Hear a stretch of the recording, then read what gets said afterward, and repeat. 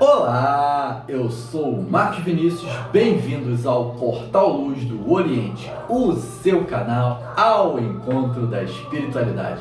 Falaremos hoje a respeito das divindades, o que são as divindades, tá certo? Mas antes disso, minha gente, dá o seu joinha, ative o sininho das notificações e se inscreva no canal, isso é muito importante. Vamos fazer essa luz reverberar, vamos fazer essa luz se multiplicar, vamos fazer essa luz chegar em cada casa, em cada consciência, em cada coração, tá certo? Namastê a todos vocês.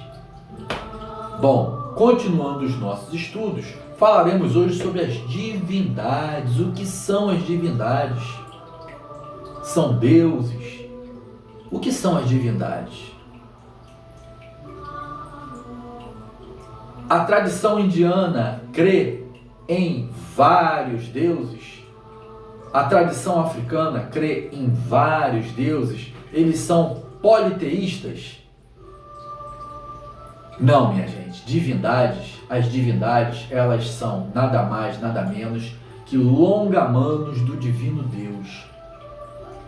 Tá certo? Eles trazem atributos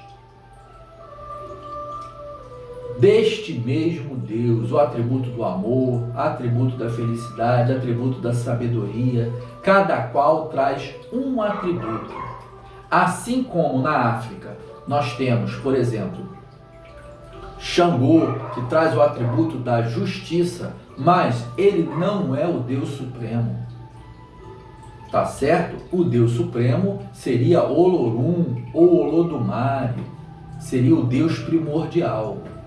E aí temos os longa-manos desse Deus, que vai representar cada qual virtudes e atributos dessas mesmas leis divinas, que são, lá na África, os orixás, que são nada mais, nada menos que divindades.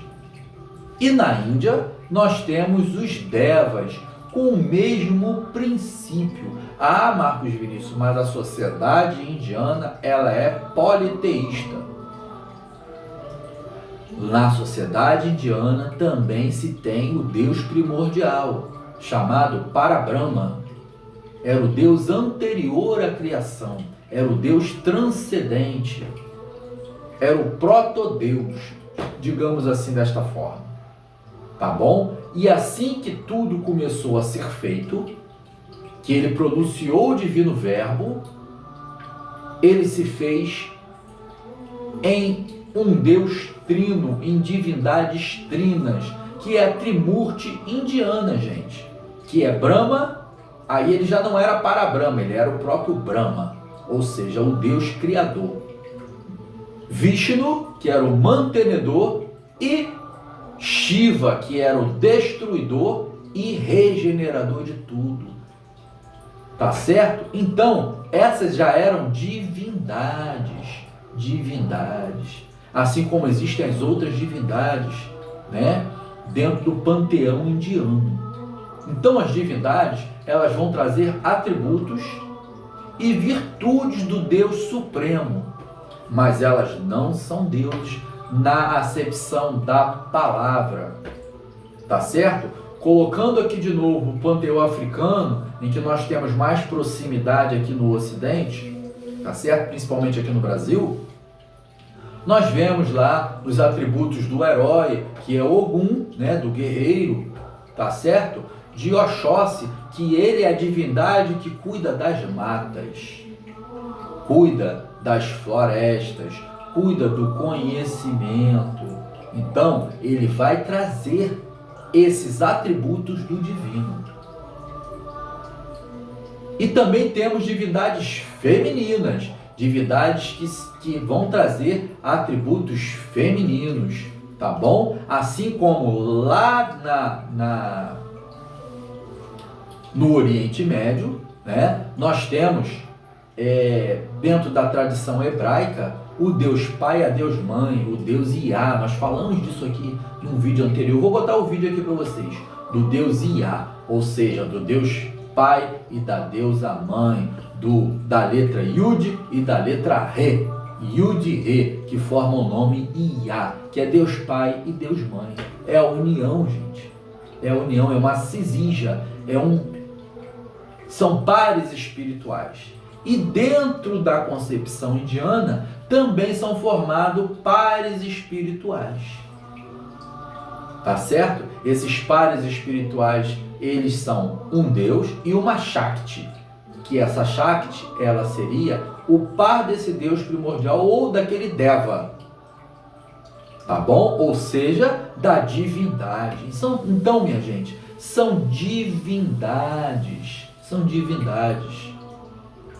são atributos do Supremo personificado naquela divindade, materializado, simbolizado, com virtudes, com atributos divinos que aquela divindade vem trazer até nós. Isso tudo também era feito lá no Egito. Se você pegar o histórico do Egito, nós temos uma ascensão de conhecimento do Egito, que vai até ali o faraó Akhenaton.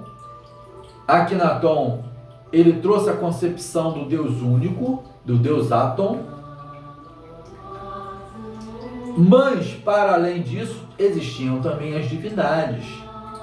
Existiam as divindades, Horus, Ísis, Osíris, uma trindade também egípcia, que eram divindades. Mas eles acreditavam também, numa sociedade iniciática egípcia, de que Deus era único.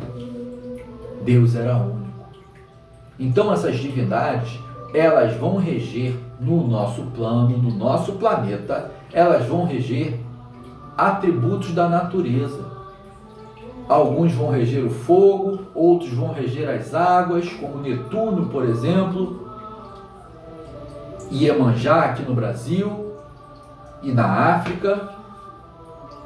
Se bem que na África ela também rege as cachoeiras, né, minha gente? Originalmente a gente sabe que Iemanjá regia as cachoeiras, né? E aqui no Brasil foi trazido para o mar. Mas isso é uma outra história. Mas são divindades que regem, são forças da natureza que regem aquele reino, o reino das matas, o reino das cachoeiras, o reino do fogo, o reino das águas, o reino do ar. Aqui nós temos Yansan, que rege o reino do ar. Tá certo? Então, minha gente, divindades não são deuses. Divindades são longamanos do Deus Supremo, de Olodumare, de Tupã, de Iavé, dentro da tradição hebraica. São todos deuses supremos, deuses únicos, chamados em línguas diferentes, com nomes e idiomas diferentes, mas são deuses únicos. E para além desses deuses únicos, eles são representados pelas divindades que vão reger as leis divinas e os atributos divinos desse próprio Deus. Seria como o juiz e o oficial de justiça, que presta o serviço para aquele juiz que seria Deus. Tá certo? E é isso, minha gente. As divindades nada mais, nada menos são do que atributos divinos personificados nesses devas, nesses orixás, nessas divindades, nesses seres divinos, que são seres que regem a própria natureza, que regem o próprio amor, a própria justiça, a própria misericórdia, o próprio conhecimento. São esses atributos divinos. Tá certo? Espero que tenha ficado entendido e que a gente faça essa compreensão, que lá na Índia, por exemplo, nós tínhamos o Parabrahma antes de Brahma, e depois veio Brahma, Vishnu e Shiva. Tivemos um pai primordial, que era Sada Shiva, e tivemos uma mãe primordial, que era Adi Shakti.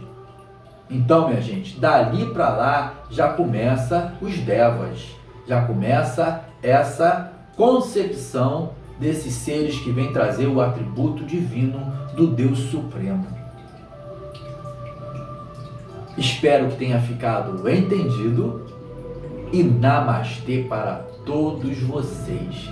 Vamos olhar as culturas, as outras culturas, com outros olhos, né, minha gente? Com olhos de entendimento, tentando compreender o que aquela cultura veio trazer, e não com os nossos olhos de um ocidental. Outro dia eu fiz um vídeo aqui falando que um budista que olha, né, ou um hinduísta que olha Cristo pregado numa cruz sangrando, ele começa a não entender como que nós cultuamos um Deus sofrendo numa cruz, sangrando. Que Deus é esse? Que sofre e sangra numa cruz com uma coroa de espinho na cabeça? É questão cultural. Entende? A nossa cultura consegue perceber o que seja isso e consegue absorver. Assim é a cultura indiana. Por que a vaca lá é sagrada? Por que muitos animais lá são sagrados? Porque toda a vida para o povo hindu é sagrada. Animais que nós temos aí como animais não muito agradáveis, ratos e tudo mais, todos eles são sagrados. Baratas, tá certo? São sagrados, porque toda a vida para eles existem uma divindade que ali habita, uma força divina, já que tudo é criatura do Deus Supremo. Tá certo? Espero, minha gente, que tenha feito entendimento e que esse vídeo faça morada nos vossos corações dessa questão do politeísmo. Ah, Marcos Vinícius, mas lá existia as castas. Sim, lá existe as castas. Entretanto, as castas já é uma queda do conhecimento primordial dos Vedas. Tá bom? O conhecimento védico é um conhecimento muito superior.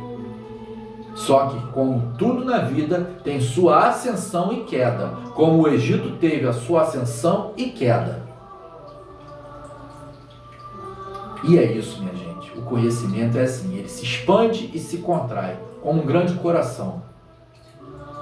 Espero que tenha feito entendimento a todos vós a respeito desse assunto muito controverso das divindades. Namastê a vocês. Até o próximo vídeo.